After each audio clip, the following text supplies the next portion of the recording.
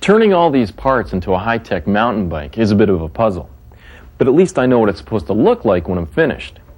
Imagine getting boxes of parts and having no idea what the finished product was going to be. Now there's a challenge.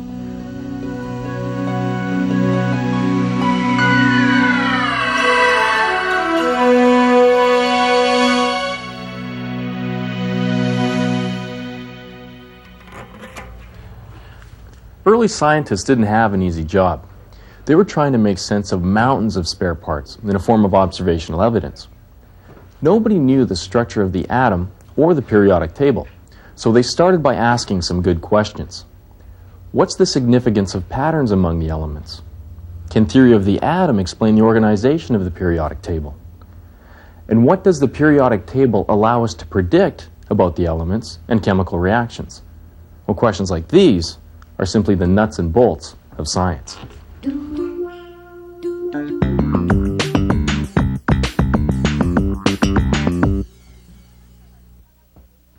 The first part of the puzzle was to find patterns among the elements and arrange them in a logical way. In 1864, a scientist named John Newlands stated the periodic law. Science rules. When elements are arranged in order of increasing atomic mass, chemical and physical properties form patterns that repeat at regular intervals. In 1872, Dmitri Mendeleev organized the known elements into the first usable periodic table. It works like this. Elements are listed from left to right in order of increasing atomic mass relative to hydrogen. But Mendeleev breaks them into a new row when chemical properties repeat. Like sodium and potassium, for instance. Yeah, they have similar physical and chemical properties, so they belong to a vertical group of similar elements. And since the properties repeat periodically, we call this the periodic table. Mendeleev's table had gaps in it, and he predicted that these were unknown elements. One of these elements he called ecosilicon. So when elements like germanium, which follow silicon, were discovered and matched the properties Mendeleev predicted, he became famous. Mendeleev had found patterns among the elements, but at the time, nobody could explain the big picture.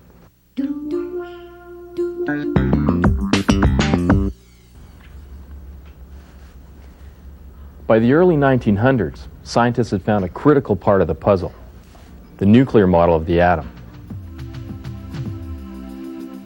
Ernest Rutherford discovered that the atom had a tiny nucleus containing positively charged protons, with an equal number of negatively charged electrons orbiting around it.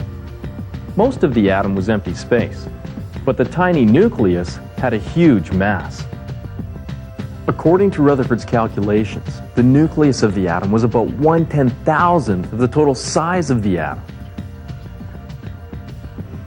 Soon after, a student of Rutherford's, H.G.J. Moseley, demonstrated that as we move from one element to the next in Mendeleev's table, the positive charge in the nucleus generally increases by 1 unit.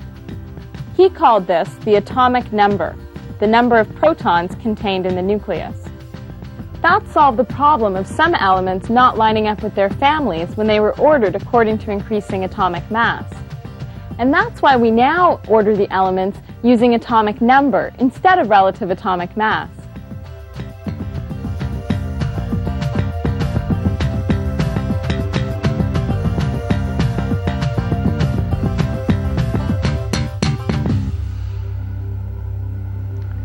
But protons couldn't account for the total mass of the atom, and electrons have practically no mass at all.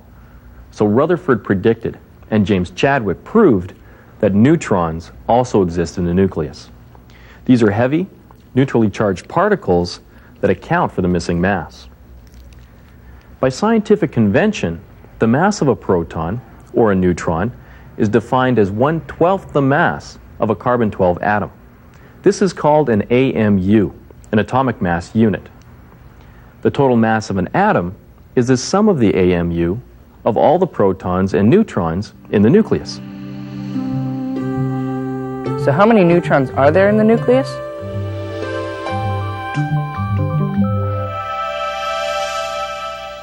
The number of protons in the atom of an element is constant, but the number of neutrons can vary. The atoms of elements with variations in the number of neutrons are called isotopes. Carbon, in its most common form, has 6 protons and 6 neutrons in the nucleus, so we call it carbon-12. But there are also less common carbon isotopes with 1 or 2 extra neutrons, called carbon-13 and carbon-14. Isotopes like these have variations in their mass because of the extra neutrons. The isotopes of an element have the same number of protons, but different numbers of neutrons. They have identical atomic numbers, but different mass numbers.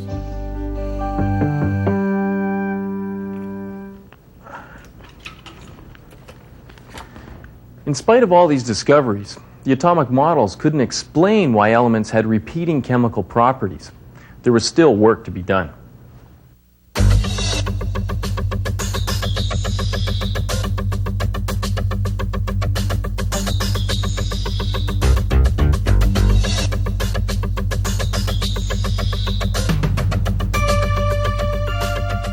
Mountain bikers are looking for very lightweight bikes. They want to be able to ride their bikes fast, and they want to be able to get up hills fast, so the lighter the bike, the faster they'll go. The materials the industry is using right now are chromoly, aluminum, and carbon fiber, and chromoly being the most popular. Chromoly is a type of steel. It's quite a bit stronger than steel. It's about 10 times stronger than steel, and it's also much lighter. So they use chromoly because it's also cheaper than using aluminum or carbon fiber. If you weigh one of our chromoly bikes, they weigh in between 27 pounds and as light as 25 pounds, 24 pounds. That's very light for a chromoly bike. The aluminum bikes weigh from 24 to 26 pounds, and the carbon fiber bikes can weigh as little as 18 pounds.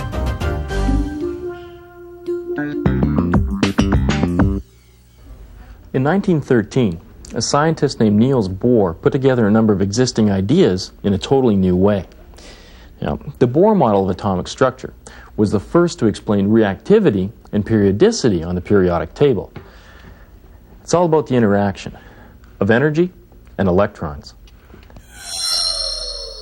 Bohr's model of the atom shows us that electrons exist in specific orbits or energy levels. The electrons in the outer level have the most energy. If the outer level is filled, the atom is stable.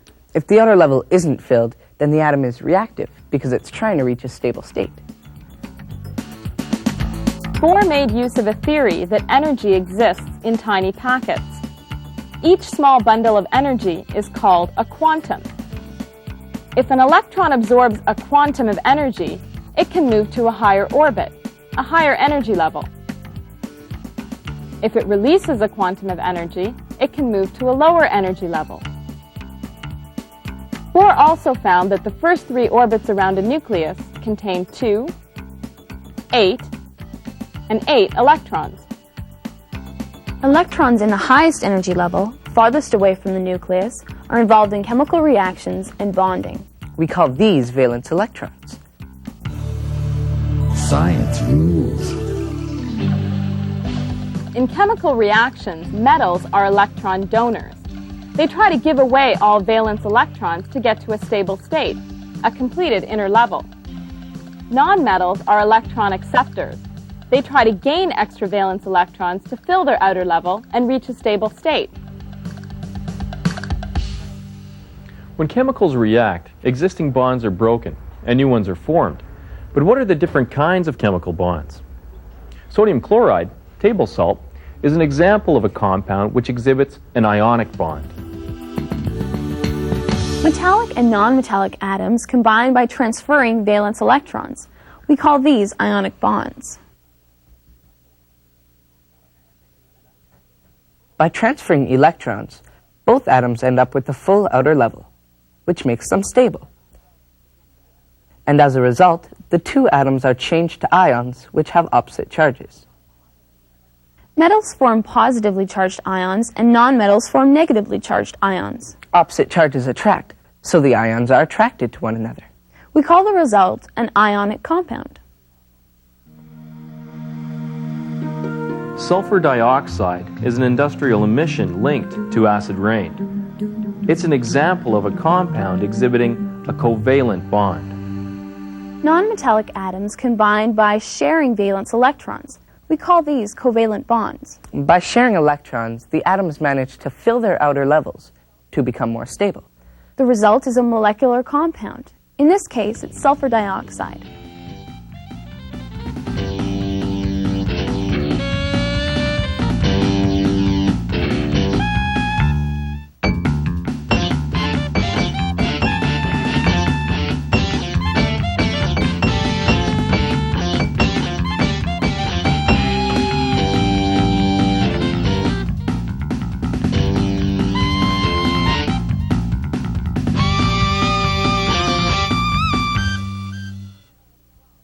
What makes some metals strong, like steel, and some not so strong, like copper? Typically, metals' properties are based on their microstructure or the structure of the steel, which we can see at the microscopic level. Materials like iron and copper are pure metals, and they have a continuous, uniform type of structure. Alloys, a little bit different, they have a discontinuous type of structure. Steel, for example, is a mixture of iron and carbon. The carbon forms as carbides in the material, and we get hard, brittle material in here mixed in with the continuous structure of steel, which increases the strength and hardness of the steel. How are alloys like that used? Typically, alloys are used or determined based on their properties. If we look at a stainless steel application in your kitchen, for example, a kitchen sink is made of stainless steel for its corrosion resistance. Also, a butcher knife blade is made from stainless steel for corrosion resistance. The difference between the two is a kitchen sink material must be relatively soft and ductile so that it can be formed or pressed out of a single plate, while a butcher knife blade must be very hard and wear resistance to maintain its sharpness after several uses.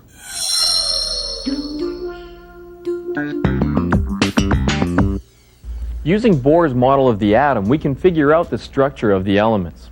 And that helps explain why the periodic table works.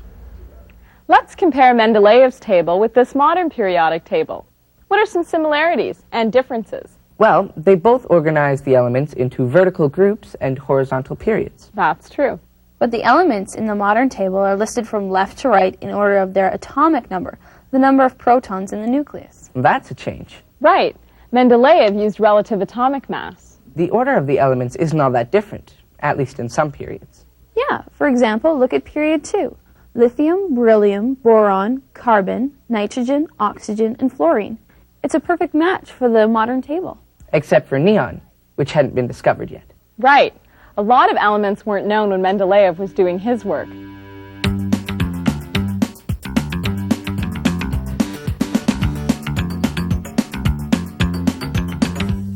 The periods on both tables break in the same places, where the chemical properties of the elements repeat. So there are groups of elements with similar chemical properties. So how well do the groups match up? Pretty good. For instance, this group right here, fluorine, chlorine, bromine, iodine, and astatine.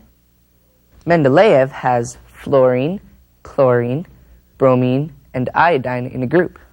And astatine wasn't known at the time. But here's a major difference. These elements here, which are metals like iron and copper, are in the middle of the modern table.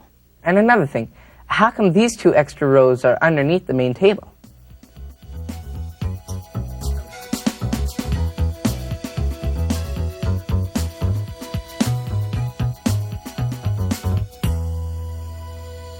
On the modern periodic table, every element is sequenced by its atomic number. That puts the shaded metallic elements from Mendeleev's table in the center of the modern periodic table. These are called the transition elements. Other sections and groups have special names as well. The elements at both sides of the table are called representative elements because they follow the periodic law very closely. These include alkali metals, alkaline earth metals, the halogens, and the noble gases. These two extra rows at the bottom are the lanthanides and actinides. They've only been moved out of the table for convenience, so we can fit the entire table on a single page. Another thing we notice is that Mendeleev's table doesn't have a neat dividing line between metals and nonmetals. But in this modern table, the elements on the left-hand side are metals, and the elements on the right-hand side here are nonmetals. Good observation. The line dividing metals and nonmetals in the modern periodic table is called the staircase line because of its shape. Note that metalloids straddle the staircase line. One thing the Bohr model allows us to do is draw models of individual atoms. How would you draw, say, an atom of argon? Well, we know argon is a noble gas, which means the outer level is filled. And its atomic number is 18, which means it has 18 protons as well as 18 electrons. And 18 or more neutrons, depending on the isotope. So, the nucleus has 18 protons as well as 18 or more neutrons. and electrons in levels of 2, 8, and 8, adding up to 18. Right. Now, how do the energy levels of the electrons fit in with argon's position on the periodic table? Well, 3 energy levels. It's in row 3, so that means it's in period 3. So, the period tells us how many energy levels each element has. You've got it. Bohr's model explains why the elements break into periods, because of the number of occupied energy levels they have. So lithium would have 2 energy levels. That's why it's in period 2. And iodine fits into period 5, which means it has 5 energy levels. Right. That's how it works. Yeah, I do. These multivitamins contain elements from the periodic table. Calcium, iron, potassium. Why is that? Well, some of the elements that you may find on the periodic table are also responsible for helping us maintain good health. Now, it's always best if you can follow a good, healthy way of eating to get all your nutrients. But you can also get them from supplements, such as those multivitamin and mineral pills. So which are the most important minerals for our bodies? Well, iron is crucial. It sits in the middle of our red blood cells and helps us transport oxygen throughout our bodies. People who don't take in enough iron may get iron deficiency anemia. Younger people who don't take in enough iron may get attention deficit disorder. Calcium is also a very important mineral. As you may have guessed, it helps us with the structure of our bones and teeth. But a small percentage is responsible for the contraction of muscle. People who don't take in enough calcium may get weaker bones as they get older. That's called osteoporosis. What about potassium? Potassium and sodium are responsible for the transmission of nerve impulses, and magnesium helps us absorb calcium better. Should I start taking multivitamins to make sure I get all the minerals I need? Well, I still think it's best just to follow a healthy way of eating, such as outlined by the Canada Food Guide. And there still needs to be more research before we start recommending micronutrients such as copper and selenium, but even those are found in a healthy diet. When we go from Mendeleev's table to the modern table, we're seeing the discoveries and refinements that have been made over the last 100 years or so. And Bohr's model helps explain why it works.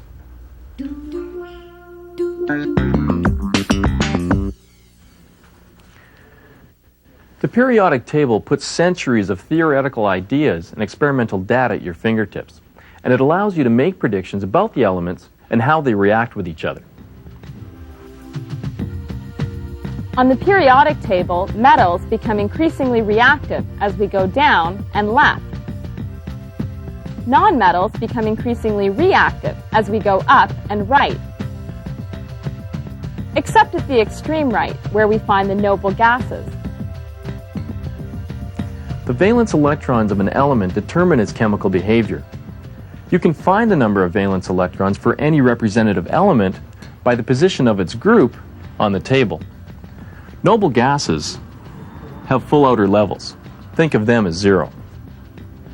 For metals, count from the left, adding 1 per group to find out how many extra valence electrons the metal has to give away. For nonmetals, count from right to left, noble gases being 0, to find out the number of valence electrons the element needs to fill in its outer energy level. So, how would we use the periodic table to predict chemical reactions? Okay, we've got 2 sets of representative elements, magnesium and oxygen, and carbon and chlorine. So what kind of reactions can we predict for each set by using the periodic table of elements? First, magnesium and oxygen. Magnesium is a metallic element. When we look on the periodic table, we find that it's somewhat reactive. And counting from the left side, it has to give away 2 valence electrons. We use an energy level diagram to show why. Magnesium's atomic number is 12. That means it has 12 protons and 12 electrons. It has 2 electrons on its first level, the second level has 8, and the third level has 2. 12 electrons altogether. So we'll need to get rid of its 2 outer electrons. Right, to become stable. Then there's oxygen, which is a non-metallic element. From its position here on the table, we can see that it's probably quite reactive. And counting from right to left, it needs 2 electrons. Here's why. Oxygen's atomic number is 8. So that means it has 2 electrons in its first level and 6 electrons in its second. It needs 2 electrons to fill its outer level. So when these 2 elements react, an ionic bond will form. 1 atom from each element is needed for a stable state. Magnesium oxide, MgO.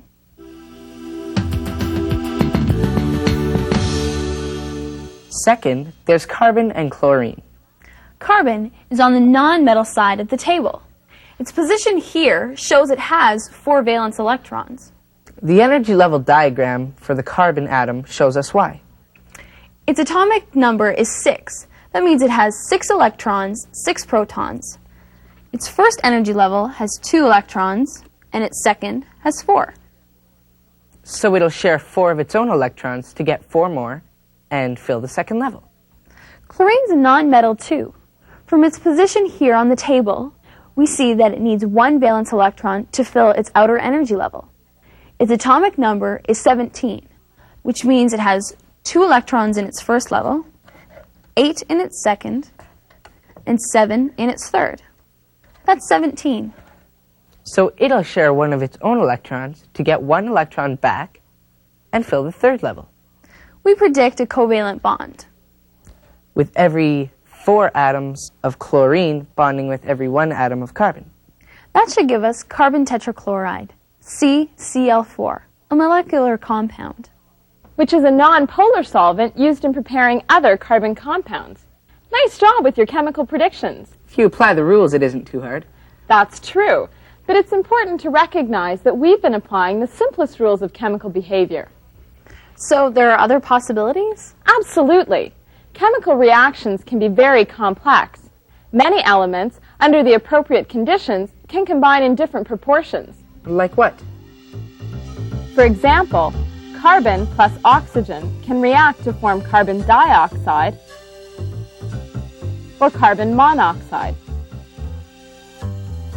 Carbon can also combine to form the most fantastic and complex organic molecules, from sucrose to gasoline. And hydrogen breaks all the rules. The way it reacts depends on the chemical situation. It can form positive ions, negative ions, neutral atoms, or neutral molecules. So the simple rules that we used are correct. But they only take us so far. That's true. The rules of chemical bonding are useful, but they're never really absolute. They're the best explanations we have for what we observe.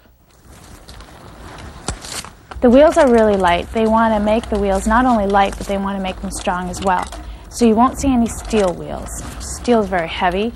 Most of the time they'll go to an alloy wheel, which is what this wheel is right here. It's not only lighter, but it's much stronger, and it can be trued. So we can straighten the wheel make it round again, whereas a steel wheel, you just have to throw it away. It just cannot be straightened anymore. But they're also making carbon fiber wheels, using them for race wheels. So they're very, very lightweight. You wouldn't use this every day because it'll go through a lot, but you can use them for a race wheel because they're light and they're very strong as well. Are they expensive? They are. This wheel right here is worth about $700.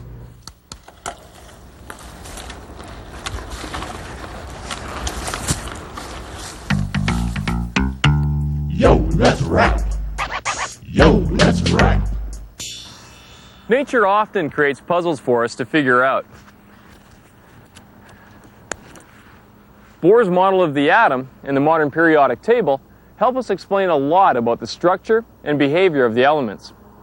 But our theoretical models are based on observation, and often we must adjust our theories to fit the facts. It's simply science.